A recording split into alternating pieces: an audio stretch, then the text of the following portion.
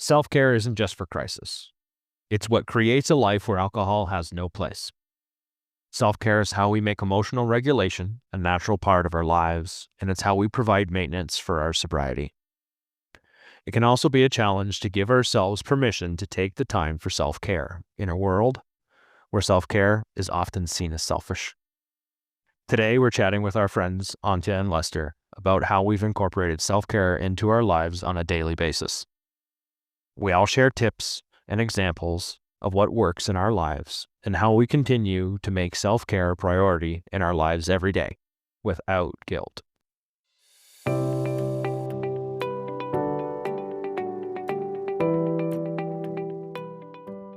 Welcome to Through the Glass Recovery podcast, where we believe that connection is the opposite of addiction, vulnerability is the antidote to shame, and that recovery isn't just rewarding, but it's also a lot of fun. We're your hosts, Julie and Steve. Listen as we get together with friends to shed light on the hard things, talk about the other side of addiction, and how we create a life so full there's no space left for alcohol. One of the best forms of self-care is hanging out with other people in recovery on a regular basis. We make that easy. We host a weekly support group on Zoom each Monday evening. We keep the group small so you have a chance to really connect with others and form meaningful friendships with other folks who are doing the same thing you are. Someone just told us the other day, I never thought I'd say this, but Mondays are my favorite day of the week. And it's because of these meetings. If you want to find out what the hype is all about, visit throughtheglassrecovery.com and you can get all the info to join us. Hello and welcome, you guys, to Through the Glass Recovery podcast. Super happy to have both of you here with us today and hanging out on this lovely day. We're going to go ahead and dive into our introductions first.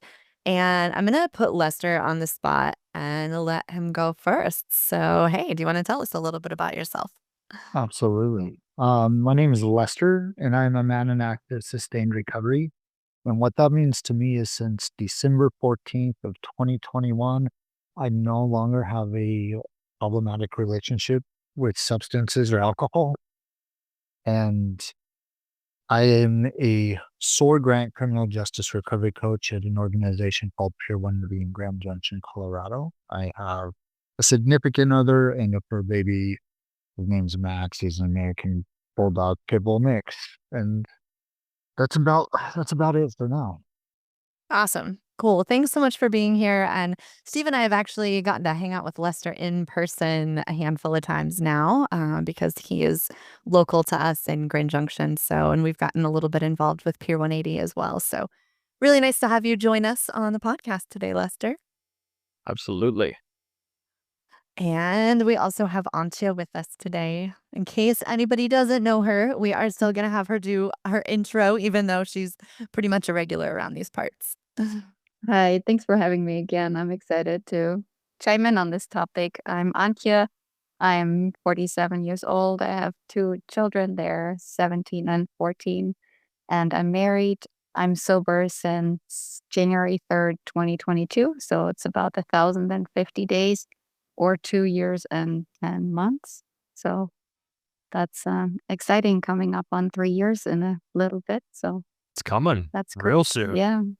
And the other thing I wanted to say is that this all happened after I tried to have a moderating, or trying to moderate for about 1.5 years with only drinking on the weekends, or trying different rules, doing all the mental gymnastics you can do, trying to justify why you can drink. And then finally realizing that none of that worked. And then on the 3rd of January, thinking that it was so lame to do that when everybody tries to do that in January, but what's a better time than on that day? So, and it stuck. So I'm glad. And I'm really happy that I made that decision. And yeah. Yeah, I can't believe we've known you for almost I know. 8 years. I remember it was like the first week you were sober and you showed up at the meeting and you were like, I feel like I've lost my best friend. Right. And now you're like here and thriving and it's amazing. So, Yeah. so cool. Awesome. Well, thank you for being here again, Antje. We're really happy to have you. And yeah, we'll just dive into this topic. I think it's a good one and we probably all have a lot to share on it. I don't know if we've ever actually done this topic before. I can't remember. But anyways, self-care. So I feel like self-care is talked about all the time in recovery conversations, but sometimes we fail to get specific about what it actually looks like in real life. So what counts as self-care? And how do you make sure it's doing what it's supposed to do? Self-care is one of the most important parts of a recovery journey, and we would love to hear what you've learned, what works for you, and how you fit it into your life. When I fired the episode list off to Lester, I was not surprised to see Lester come on this episode because from what I know of him, even in the text messages that I've received from him, self-care, what are you doing? So What are you doing for your recovery? And it better say self-care. I Yeah, well, you guys are welcome to just dive in and then let's have a conversation. Well, now I'm curious, Lester. Go ahead. Yeah, I don't know. absolutely. Self-care to me, it looks a lot of different ways. I have self-care and what do I do that's enjoyable in my life? What makes me happy? What fills my soul and my spirit? But self-care looks a lot of different ways because it can mean your health, it can mean your mental health. I think these are all aspects that really have to be delved into and they look different however you address them. what do you do? What do I do? Steve knows that I am avid in the gym. For me, that is my number one form of self-care. I work out. It's my form of therapy. It's my form of peace. It's my form of connection. In recovery, I found that the fitness realm was really accepting of me. And we were all at the same level. It didn't matter the struggles I had faced in my addiction, that where I was today was what they cared about and they wanted to see me do better. And for me, even today, I run a couple programs. I do my own outside of Pure 180 fitness. I work out 2 hours a day at 4 o'clock in the morning. I have a workout partner where I get to talk and complain to and talk about my everyday life. And it works sort of as my therapist in a way as well. So I'm going to comment on this because I've experienced a little bit of what Lester has to offer and what his recovery looks like. And because I've shown up at a couple of these workouts, a handful of them, and one of the things he does that I really enjoy, he does it at the end of the workout. So you've blown a bunch of your energy off. You're physically, you feel good because you got all of the good endorphins and all the good stuff flowing through you, adrenaline and everything else. And then you're with a group of people, and then he asks you what your win is. Like, share a win with me today. And inside that group of people, whether you know them or not, and I didn't, after you feel that good and you do the thing physically, there's a level of clarity in my mind afterwards where I could feel even the fear of that vulnerability, but I'm more okay with it because I'm more okay with myself. And that was a really cool experience to share in a group, even in a group of people that I didn't know, but to see that reflection and be able to give it after a workout was a really, really neat experience to be a part of. So I'm going to jump in here and say that for me, fitness and recovery have never gone together ever. So when people are like, I exercise for self-care, I'm like, we are not the same. I'm like, I eat Skittles for self-care and you run. That's awesome. And that's okay, right? That has actually changed. That's shifted just a little bit in the last couple of months. I like literally exercise has always felt like punishment to me. Like I did it because I knew I needed to do it. And I like being active in other ways. Like I really love hiking. So I know I have to stay a little bit in shape in order to do the hiking that I enjoy. So I would force myself to like go for runs and stuff, but it was never something I enjoyed. It never felt good. And just in the last couple of months, there's been a little bit of a shift and I've started eating better, like paying attention to what I'm eating. I'm not eating sugar and it feels good. It doesn't feel like punishment. So much of that is in my head. So much of that is it's no longer a punishment. I'm doing it because I really love my body and the things that it does for me, like hauls me up the sides of mountains. And so I want to give it the gift of healthier food. And I've been exercising on a regular basis, which has literally never happened in my adult life. And it actually feels good for the first time. So normally in recovery conversations, when people talk about exercise, I like sit back and roll my eyes. And I'm like, I cannot identify with a word of what y'all are saying. But finally, 3 years into sobriety, I have given like the whole fitness thing just a little bit of a chance and I'm starting to feel it a little bit. So, I wasn't too far ahead of you on that curve, right. right? Because I used to react the same way, right? Mhm. Give me a tube of cookie dough. Like Fair. that was literally a form of self-care for me. I was like, I'm just gonna haul back this tube of sugar, I and have watched that happen. Like he's not exaggerating. I'm not. Um, And but that's what that looked like for me at that time, yeah.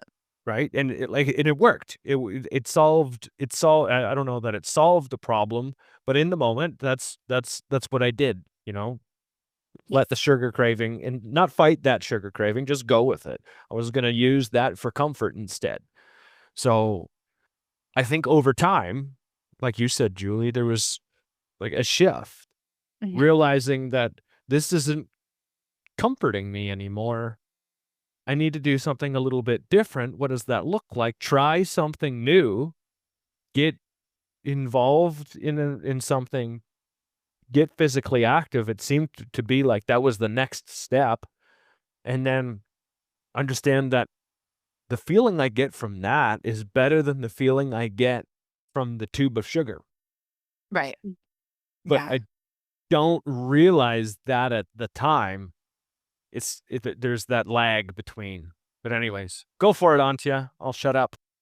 No, no, no, I was nodding my head. It's actually not the first thing that comes to my mind either to self-care and exercise or so, even though I love running and I love being active. But for me, it's making sure the basic needs are met because I'm really good at ignoring this. For example, getting enough sleep, eating 3 meals a day. This is so hard for me, the basic stuff, right? Because I tend to ignore things and not care to eat 3 good meals a day and to get 8 hours of sleep. And so I'm actually very proud of myself when I can say, I will go to bed. It's not midnight. It's not like where my eyes fall shut in front of the TV. I will actually make a point of going to bed to take care of myself so that I'm tomorrow morning not super tired. That's hard for me because I tend to think, what a waste of time. The kids are in bed. It's finally quiet. You can do what you want. And now I want to be up until 1 in the morning and then drag, the next day. And so that's for me self-care. And I can actually acknowledge you need certain things. You need enough sleep. You need enough food and actually make a point of doing that instead of it's so easy to ignore that, right? To be negligent about it, what your needs are. For me, it's also not agreeing to things I have a hard time with. That's something I'm working on and learning, like being asked to be a parent representative for my kids' school, something, which is something that is hell for me. And I would almost out of obligation because somebody asked me, say yes. Of course, how can I say no and then hate myself for it? Self care is to take care of yourself in that way to say, this is not my thing. Somebody else needs to do that. Right. And then thank yourself for speaking up and not agreeing to this. Those kind of things come to mind that, yeah, is taking care of your needs to actually pay attention to what your body tells you and, um, yeah, things that are known to be good for you, like 8 hours of sleep. It's a hard one for me. It is a very hard one, 8 hours of sleep. Like I'm easily in bed after midnight, and it's not good. I think in general, we need to recognize that self-care is a need. Because I know at least, I work with a lot of really busy moms, right? So self-care goes on the back burner as an entirely optional thing that you only do when you have time for. So by the time you're done running the kids around, making all the food, washing all the laundry, going to work, cleaning the house, everything else, you collapse into bed at the end of the day. And the self-care still didn't get done. And it goes weeks before you finally carve out 30 minutes of your day. And you're like, all right, I'm going to take the damn bubble bath that I said I was going to take. And then you don't even enjoy it because you feel like you have other things you should be doing. And the flip of self-care is a requirement. Self-care is just as important as washing the laundry. Self-care is just as important as running the kids around. Like it has to be done on a regular basis for it to be effective. It's not just for crisis. It's not just for when you finally have a minute to do something for yourself. Like we have to recognize that as a need. It's not just an option, when there's a few spare minutes. Absolutely. I believe that, it's you asked like what is the feeling? What are we supposed to get from it? And I think that's a rejuvenation. And whether that's getting 8 hours of sleep in a night where I wake up feeling rejuvenated, or I'm doing an activity where when I walk out of it, I feel like, I feel great in this moment. That's that's what self-care feels like, is just a rejuvenation. We talk about self-care and there's different levels of it. And my hardest part of self-care is relaxation. I am horrible at relaxing. It feels very unnatural to me, and giving my history, like, to sit and be idle is just not where I am comfortable. So for some people, sitting alone may be rejuvenating to them. To me, it is not. I will go do a full weekend of snowboarding, packing, you know, taking a razor out, working out, and now I feel like I could march through the rest of my week and be just fine. My sort of rejuvenation comes from different aspects of my life. And I think that's really what self-care should look like. It's just rejuvenating. So to you is like going snowboarding, is that relaxing? It very much is. I've got a Okay. playlist where I just get at one with the mountain and I flow down. It doesn't matter how many times I fall down that mountain. I am one with it. This is how he becomes one with the mountain. Yes. Yeah, no, I think that's a really important point that relaxation doesn't always just mean sitting still and sitting quiet. Whatever it is that makes you feel rejuvenated. And we tend to just identify, like, we're like taking a bubble bath is relaxing. Like, to me, taking a bubble bath makes me want to crawl out of my skin. But going hiking up the side of a mountain, just like you're, going down the side of a mountain, that to me is relaxing. So I think just acknowledging it's different for all of us. Go ahead, Antje.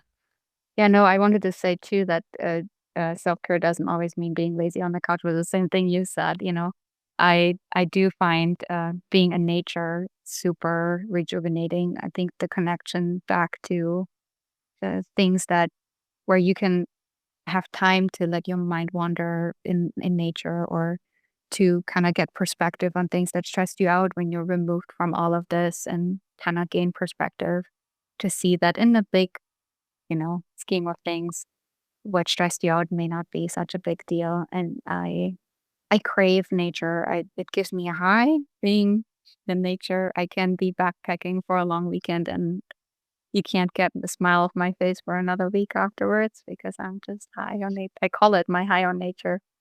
And so it's not necessarily laying in front of the TV on the couch and, just being, that's almost like a numbing thing, like trying not to think of anything by just letting the TV stimulate you. I think there's a place and a time for that, but I don't think it's as effective as actually being actively doing something and engaging in something, like meeting up with a friend and talking and feeling understood and have somebody that listens and you listening and seems to be more effective for me to actually yeah I get feel my like energy back. Okay. I feel like I also need a willingness for that to change. What used to work for me for some forms of self-care, being still, learning, I think part of it was just learning to be still, learning to be with my own mind and understanding that when I get in there and I have that silence and I have that peace, now what the fuck do I do with myself?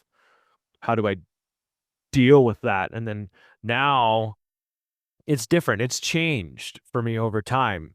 Even though I still use some of the same things. Like if I want some comfort, I will hop in a warm tub. I will absolutely hop in a warm tub. It stops me. I need to stop myself in my tracks. If I stop my feet, my mind will go with it. That seems to work with me.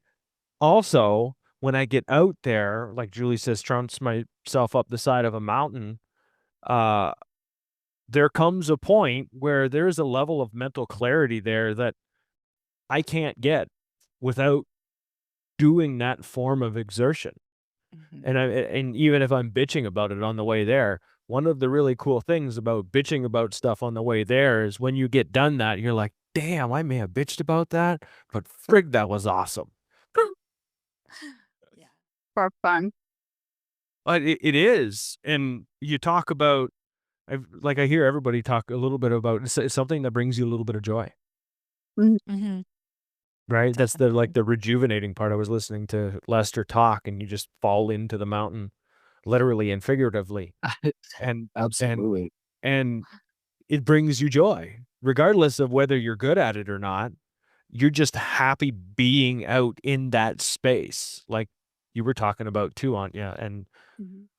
that's very much me. The same out in the mountain, out in nature.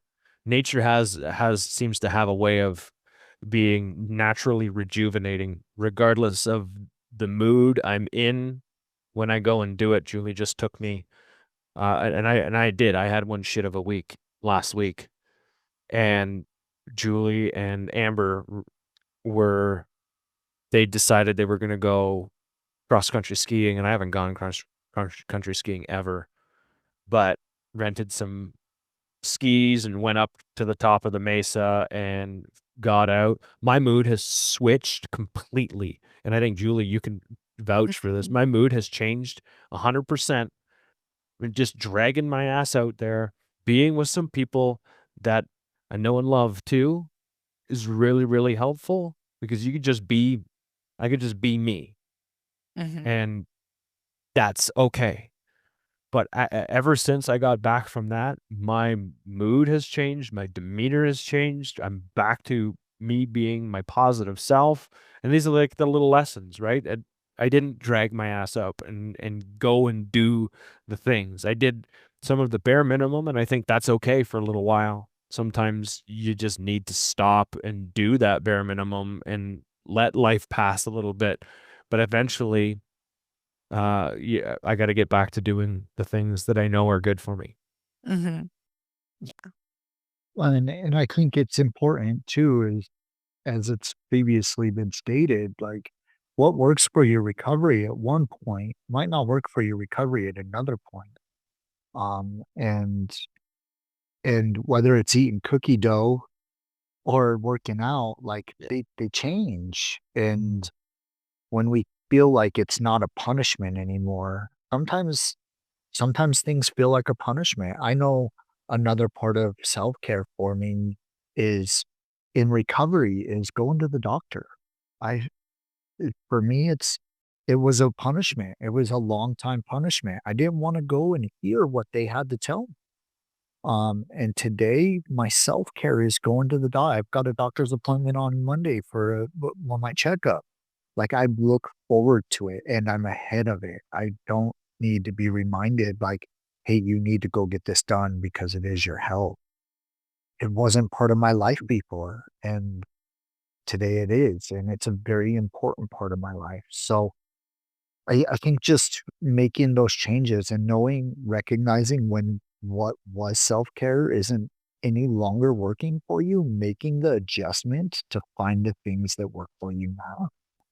I got really into paint by number projects, even though I was never a painter or like was never doing those kind of things. I started that early in recovery and would do one project. I'm never hanging up the pictures. They don't look that nice, but they kept me busy and it was soothing somehow to do this. And then there was a phase and then it was done. And I started teaching myself painting with watercolors. But if you had told me that like 3, 4 years ago, that I'm going to sit on a Sunday morning and find it fun and enjoyable to listen to an audiobook and paint, I'd have been like, never. Like, I was using my Sunday mornings and quiet time to do work. And it's like, why? This was so sick of me on a weekend to do work. Why? So even finding more balance between work and enjoyment or so is a learning process. I think I have to admit, I was quite the workaholic. I worked all the time. Every time I could think of, I was excited to have time to work. Now I think that's so sick to think about this.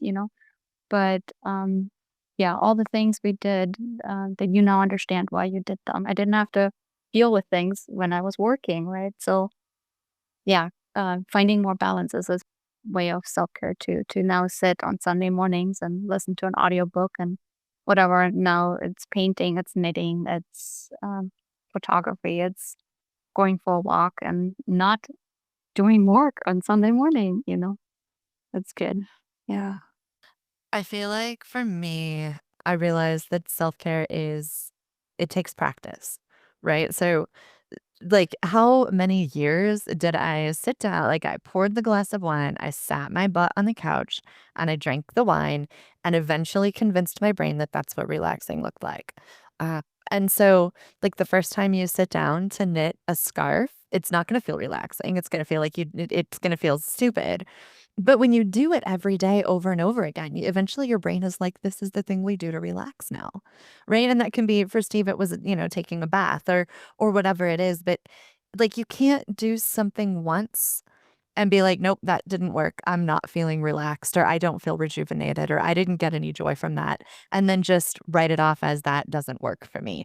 Like it takes repeated and consistent effort with the thing in order for it to really take the place of self-care or relaxation or whatever that is.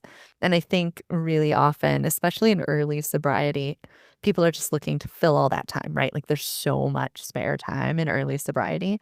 And so they're trying all the things, anything they can think of. And they do it once and they're like on day 5 and they're like, there's nothing about this that is working. I don't feel any better. This doesn't work for me. And it takes weeks of repeatedly doing the thing before it becomes a comforting activity. And I think that's important to recognize. Yeah, that's a really good point. That's what my go-to was coming home from work, glass of wine. That's how I wind down. And I still 3 years later struggle with that part Monday through Friday to come down and transition from being really on and focused at work and doing that until probably way later than I should, coming home. And then what? Kind of that transition is hard to go into bed. Like, how do you feel that time? And it's still for me a lot like turn on the TV and just watch TV. And then honestly, it's kind of a shame because that's kind of dead time that I probably should try to fill differently. But so that's actually where I still have room to grow, I think, to figure out a way from being on at work to shifting to going to bed to use that time in a better way. I still, yeah, and that feeling that I used to drink in that time, what do I do now? On the weekends, I have an easier time with it than during the week. Yeah. Maybe that is just your transition time though. We need to give ourselves like you can't just go from work to home and just, like in an instant. Like you need the transition.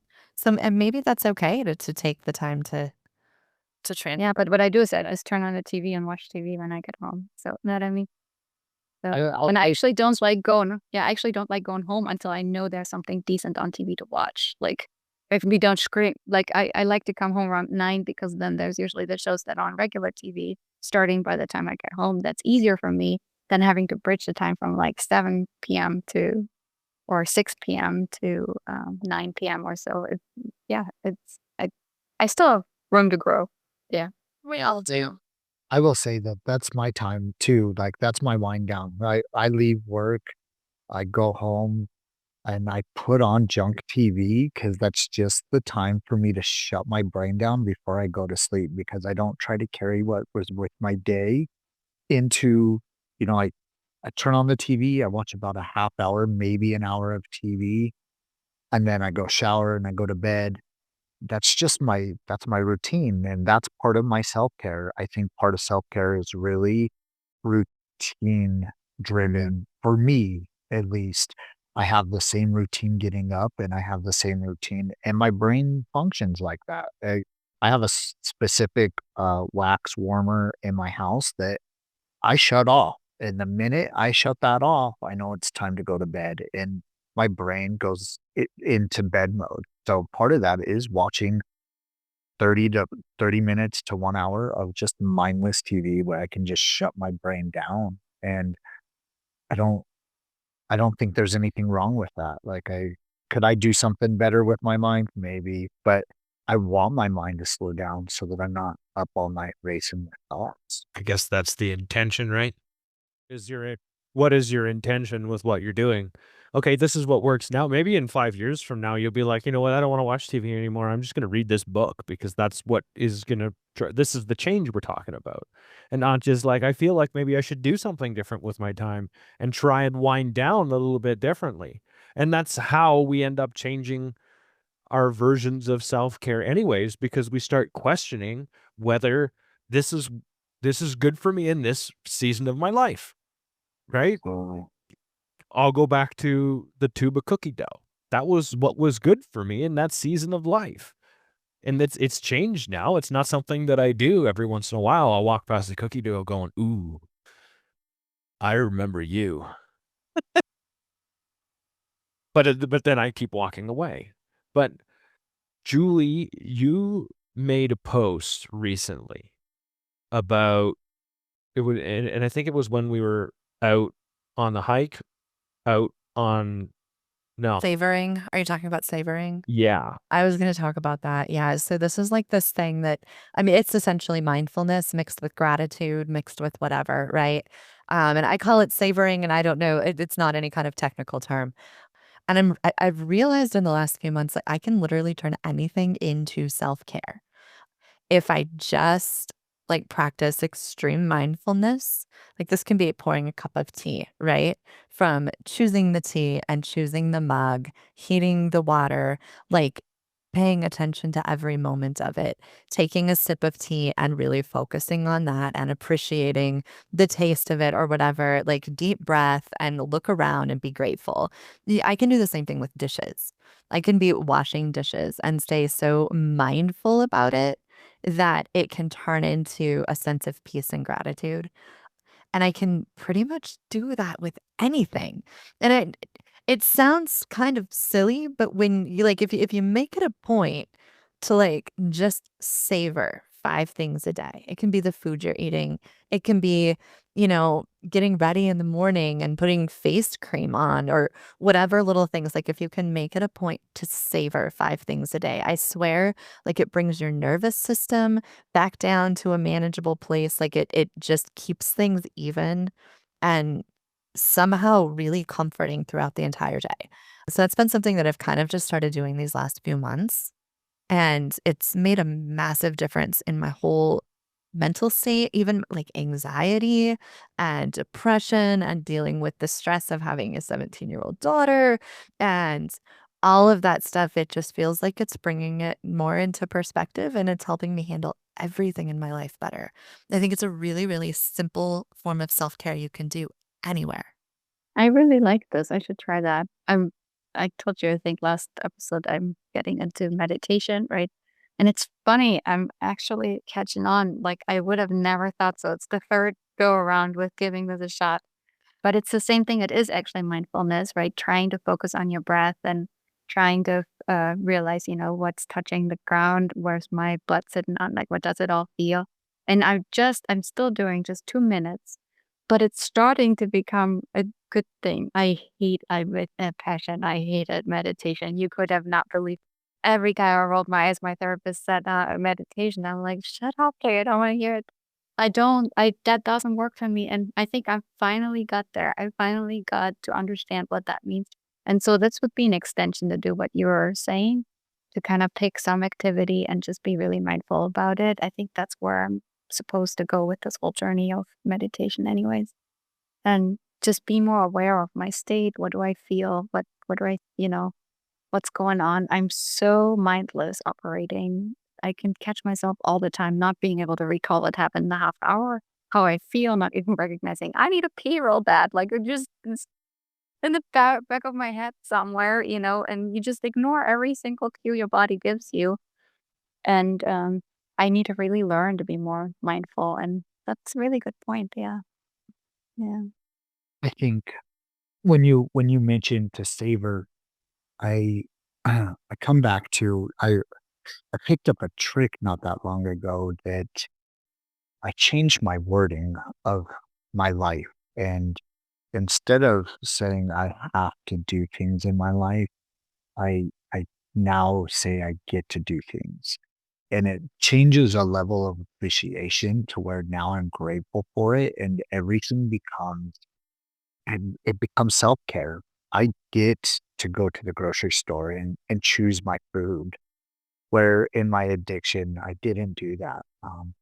When I when I say I get to be the responsible person people call, it's it I could be like, "Why do they always call me?"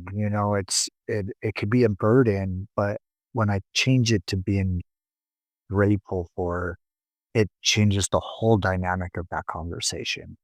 You know, I get to make, "Oh, I gotta go make a cup of tea," you change that into, "I get to go make a cup of tea." It changes the whole dynamic of it, and I think it's something that I've recently adopted within the past 3 or 4 months of my recovery, that everything in my life is now I get to rather than I have to, and it's changed my outlook on all of it, just changing it to gratitude.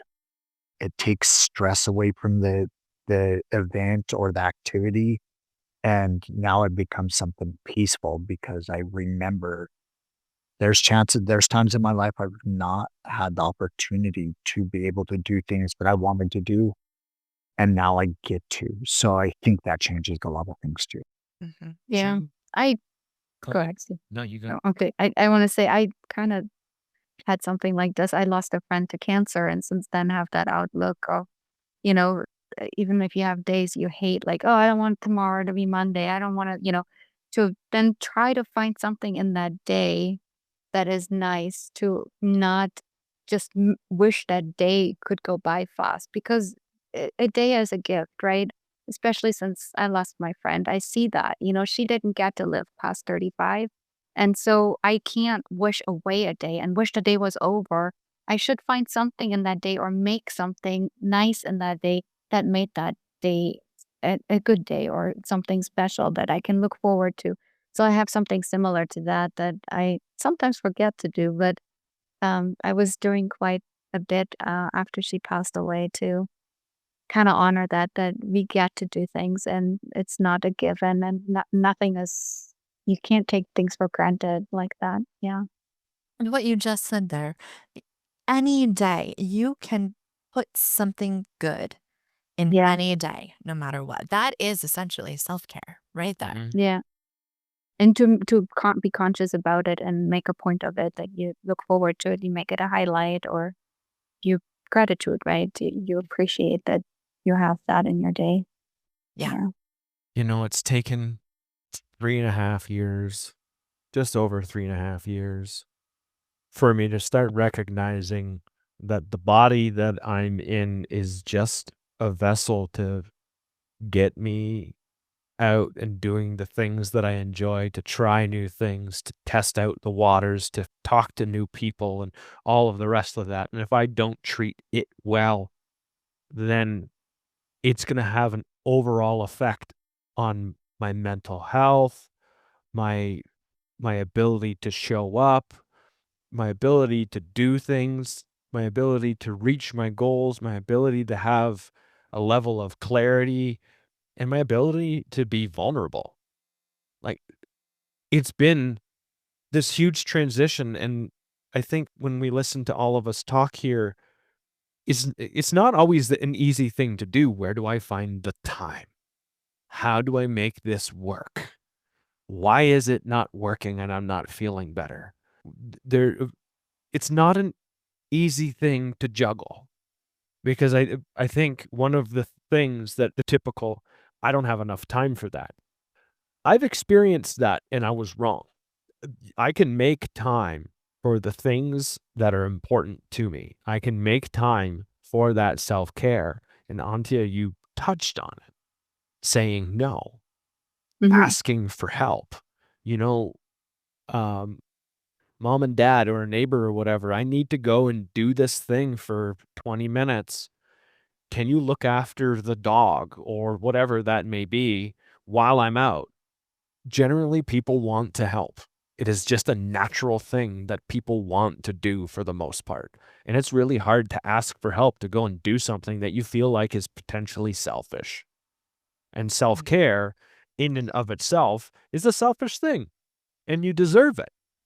And I think that's what it comes down to, is you deserve to treat yourself with a high level of respect, a high level of love. And I'm going to start wrapping this up.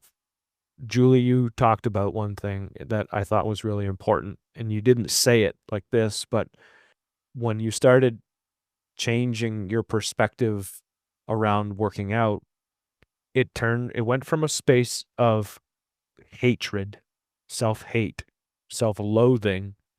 I gotta do this because I want to look like this, and I don't like the way I look, and I don't. There was a lot of in there, and then it turned. You changed the perspective, like what you were talking about, Lester. I get to do this, and that turns it from like this negative connotation to a form of self-love. I'm going to love myself enough to give this to me, and I get to become a part of it. So the self-care, mental, physical, it fills your soul. Until you talked about just giving yourself the basic needs: eat, sleep, giving yourself that nutrition. It's not as complicated as we think it is. And I think probably the hardest part for self-care is having the courage to create the time so you can give that back to yourself. I want to say thank you, Antje, and thank you, Lester, for taking the time today and being a part of this podcast. Really appreciate you guys. You're welcome. Thank you all. Thanks to all of you for hanging out with us today. Please remember to like, subscribe, and follow Through the Glass Recovery podcast. And if this episode was helpful for you, please consider leaving us a review if you're listening on Apple Podcasts. See you all next week.